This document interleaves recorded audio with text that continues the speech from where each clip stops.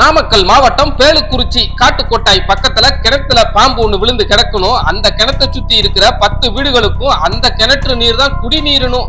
அதுவும் ஒரு நாளைக்கு 20 குடத்துக்கு மேல தண்ணீர் ஊறாதணும். வேறு நஞ்சு இல்லாத பாம்பா இருந்தா கூட பரவாயில்ல, அது கடுமையான நஞ்சு உள்ள கண்ணாடி விரியன் பாம்புனும் அது பாட்டுக்கு உள்ள கிடந்து இறந்து போயிடுச்சுன்னா எங்களால அந்த தண்ணீரை பயன்படுத்த முடியாது. குடி தண்ணீருக்கு எங்களுக்கு வேற வழியும் இல்லைன்னு தங்களுடைய கைபேசியில பாம்பை புகைப்படம் எடுத்து நமக்கு அனுப்பி விட்டுருந்தாங்க.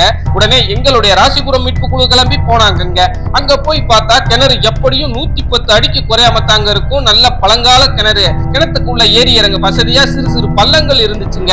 உடனே எங்களுடைய வீரர் மதன்குமார் என்பவர் கயிறை கட்டி உள்ளே இறங்கி போனாரு. அவர் உள்ள போன உடனே மேலே இருந்த நம்ம வீரர்கள் நாங்க பாம்பு பிடிக்க பயன்படுத்துற கருவியில கயிறை கட்டி உள்ள கொடுத்து விட நம்ம வீரரும் அந்த பாம்பை பிடிச்சு மேல கொடுத்து விட்டுட்டாரு. கடுமையான நஞ்சு உள்ள 4 பெரும் பாம்புகள்ல இதுவும் ஒண்ணுங்க. இதுக்கு பழங்காலத்துல 8 அடி விரியன் பெயரும் இருந்திருக்கு.